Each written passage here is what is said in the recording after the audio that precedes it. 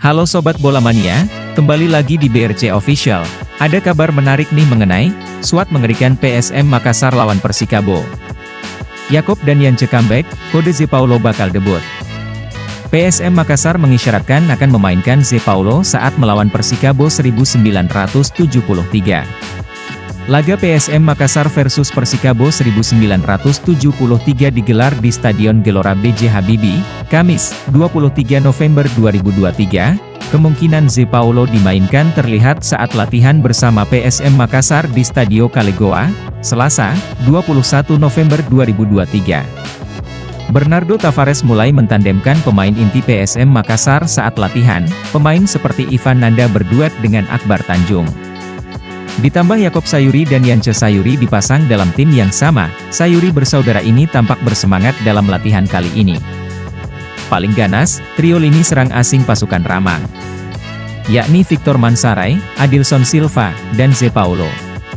Terlihat dalam sesi latihan, Zé Paulo mendapatkan tempat bersama skuad utama. Dia juga kadang menggantikan Adilson Silva dalam latihan saat game. Setelah itu, Tavares juga melatih para pemain dalam mengambil bola mati.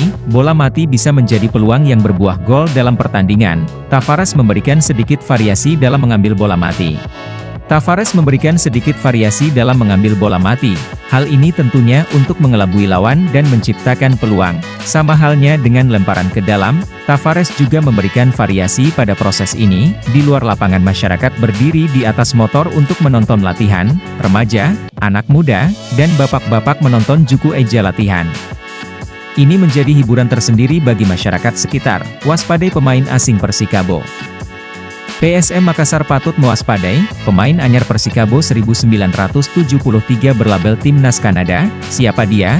Ialah Kevin Aleman, gelandang asal Kanada. Pada pertandingan pertama PSM Makassar unggul tipis 1-0 di kandang Persikabo 1973. Tentunya ini akan menjadi ajang untuk Laskar Pajajaran untuk membalas kekalahan tersebut. Selain itu, tim besutan Aji Santoso ini memiliki beberapa pemain baru di putaran kedua. Persikabo 1973 cuci gudang. Semua pemain asingnya diputus kontrak, kecuali Yamazaki yang masih ada dalam skuad.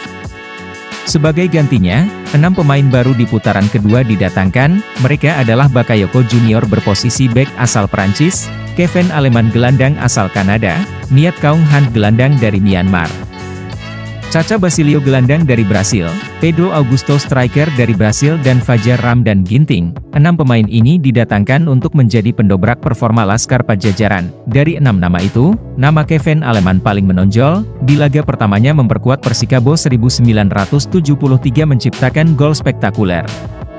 Hal itu pun membuat dirinya diwaspadai oleh lawan termasuk Juku Eja. Nah itu dia Sobat Bola Mania untuk update kabar kali ini. Bagaimana pendapat kalian Sobat? Tulis pendapat kalian di kolom komentar ya Sobat, dan jangan lupa untuk like, comment, and subscribe.